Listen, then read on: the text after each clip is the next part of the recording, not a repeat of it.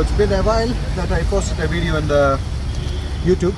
The reason being is I was on vacation, and what you see is my own car, and I was doing a research and development on my own car.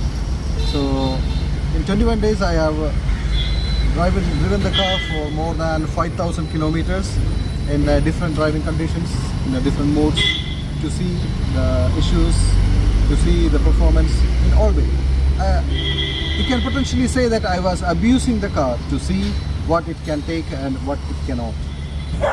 What I have is a thar turbo petrol 2.0 M Stallion engine, and this is automatic. So one of the most common issues for this car, people have told me, is it is giving me less fuel economy. So when you say less fuel economy, it means we know it's the fuel consumption is higher, but the local people, they say the mileage is low. But for us, the mileage is the reading in the odometer. So we have done so many research to find out why the car is giving less mileage. One is it's a 4x4, and it has a 6-speed automatic transmission, and the gear ratios and the speed are not managed properly, and unfortunately this ECU, the Continental SDI3 ECU, is locked with the new protocols, so no one can tune it yet.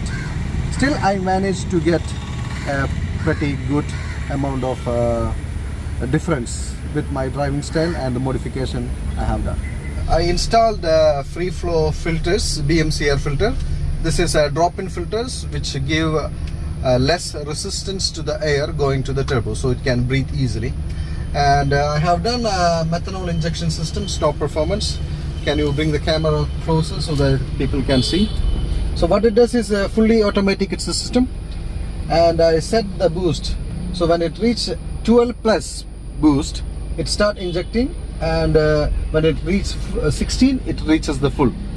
And it's fully automated, and you don't have to worry about it, just refill it. So we have installed a methanol system on it, and the methanol is injected directly into the intercooler.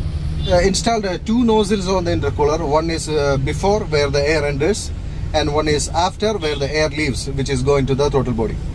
So what I have done is, when you have a full throttle, the methanol is being injected, and the O2 sensor will read that the car is getting enough fuel. So it will reduce the fuel consumption from the tank.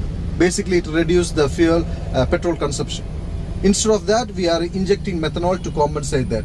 I have 2 sizes of nozzles. One is like a 650cc, and other one is like a 250cc. So I have tried both, and I drive the car for all this time in highway cruising, all this thing, and city driving, and I was able to get 2 km per liter on a city driving from the previous, because before installing everything I was driving it, and I was getting like around 7 km per liter on city driving, harsh driving, full throttle, all those things.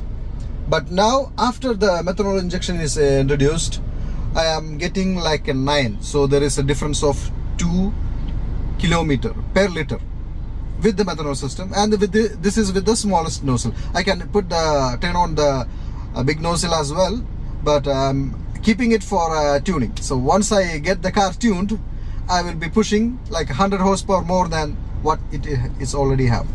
So they claim that it's 150 on engine, but I'm looking at 250 on wheel, which is around 300 plus on engine. This is my ultimate target on a stock engine and turbo, and from there I will see what is the weakest point, whether the engine, the turbo, or the gearbox. We don't know, because no one has ever done it. This is the first car we did on an experimental basis. This is purely research and development. The next gauge you see is AFR gauge. So because when I am injecting the methanol, I want to constantly monitor the AFR, because I don't want the car to be super lean, because it will fuck up my engine. I don't want that. But so I constantly monitor the AFR. So when the methanol is injecting, I can see the AFR reading, and I can see how much percentage the fuel, short-term fuel trim. it's removing, the ECU is removing the fuel from the tank. So that's how I'm getting the fuel economy more on this one. And regarding the gear, you have to go above 90 kilometer to engage the 6th gear. So if you are driving in 60 or 70, most probably you will be on the 4th gear or 5th gear. In order to engage the 6th gear, it should be above 90. So when you are above 90, your RPM will be at 1500, which is the most fuel economical way of driving Thar. So if you want to get more mileage on this car, I mean more fuel economy on this car, so you need to drive above 90, which is not possible in this small areas. Only on the highways, on all the things we can do that. And the highest mileage I ever got is 14.2, 14.3.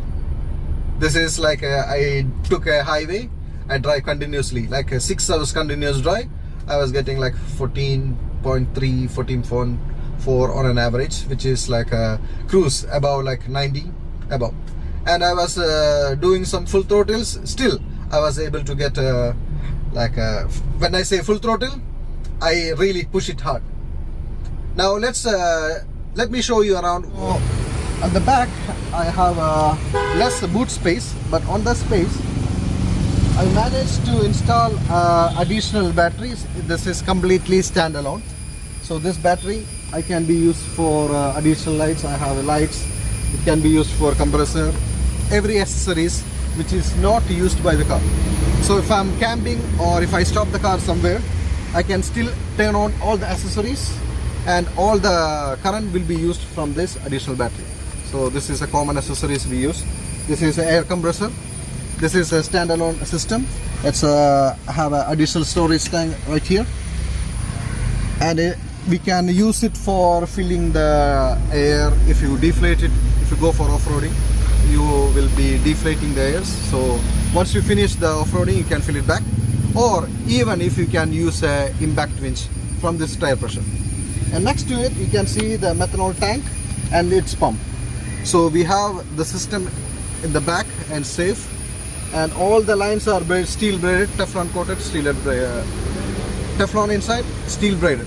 So you don't have to worry about the risk of leaks or stuff like that. Now let's go to the engine room. Let me show you what I have done inside the engine, and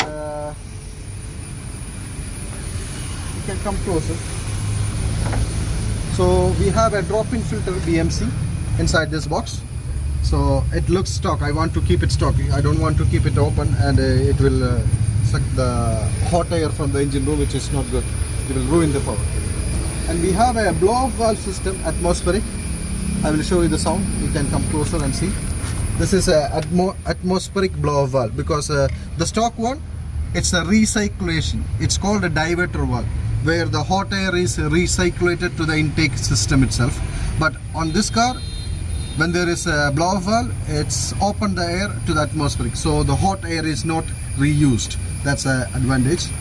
And this is the solenoid for the second nozzle, and the small nozzle is installed here. That's the intercooler, that's a map sensor. This is the air going to the throttle body, and we have one more nozzle installed in here, which is before the intercooler, and that's a big nozzle. We cannot activate this nozzle yet because I want to tune and raise the boost. So when I'm driving in a cruising or a medium RPM, I'm getting like a 16 to 17 psi of boost, but when it reaches the full speed, it's dropped to 12. So only on full throttle or a sudden acceleration, it goes to the high boost. And here you can see the fuses, relays, wiring for the additional battery and all accessory system on this car. Let us go for a test drive, and I will show you actually how it works. So basically I have all the data logs and all the data of the car before and after. So when I got the car, when I came here, I was driving the car in all modes as stock from the company, and I have all the logs. So I took the data log and see how the timing, the fuel injection, the fuel trains, fuel pressure, all these things I was monitoring, even the boost. So now after the modification, I have took another logs to see. I just want to take the car to the highway so I can do some actual full throttle and part throttle drive. So you can see actually the gauges, the boost, everything live. And currently the AFR gauge is disconnected because I'm traveling after 2 days. So my R&D is complete on this car. So next time I hope the ECU will be unlocked, and once this is unlocked I will take it to the next level.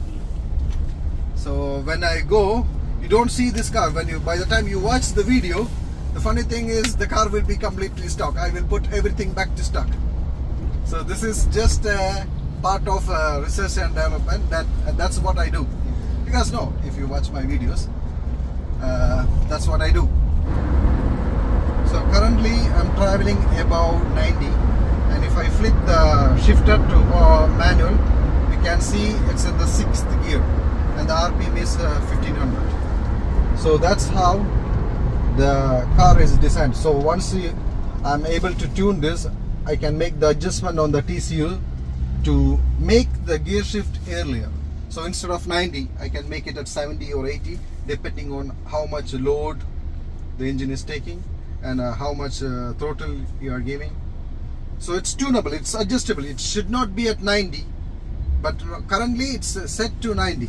So that's one of the main reason you don't have enough fuel economy, because you are not driving the car on a top gear. So if you are driving a manual gear, you can shift it at our will, but on the automatic it's preset to a different speed, different load, which can be changed in the future. Just take a U-turn and you can watch closely on the gauges. So you can see the boost. So now I'm giving a part throttle. Now watch when I see give a full throttle. So now if I put on the manual, it's already in the 4th gear. So 50, we are in the 4th gear. So if I downshift, 3rd and 2nd, and now I'm giving full throttle. You can see the boost here and the injection. So only on a high RPM it's giving the full boost, then it drops. And if you listen closely, you can hear the sound of a blow of valve, but inside the car it's not audible. Once I stop the car, I will show you the sound of flow of valve. So see, anytime if I press, it's just kicking. Everything is automatic. You don't worry about anything. So the reason why I get more fuel economy is because of the methanol injection, because it acts as a alternative fuel. Okay, so methanol is actually burns and it cools. So what happens is engine is getting cool air. Normally it will be 30 degree lower than what it is getting now. So with or without methanol, you will be having a lower intake air temperature. So when the ECU see a lower intake air temperature, what it does is it add some timing, which gives more power to the car. Okay, and since it's a fuel, what happens is it reduces the petrol consumption, because ECU already detect a certain amount of fuel, because the car is equipped with oxygen sensors, so it will monitor the AFR, and accordingly based on the AFR it will adjust the fueling. So finally my video is ending now, and I will be coming up with more videos about the thar, because I'm a hardcore lover of the thar, and specifically turbo petrol. The diesel version is already tunable in the market. If you want, I can tune it for you. That's not a problem. And for the petrol engine, we will have either a tuning solution on the stock ECU or aftermarket or piggyback, which will be coming soon.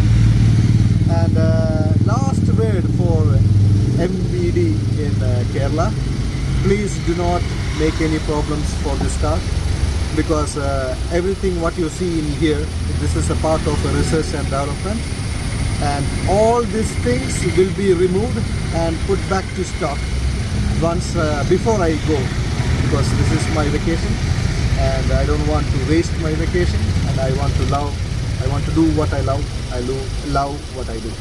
And you can see the here sound of blower valve.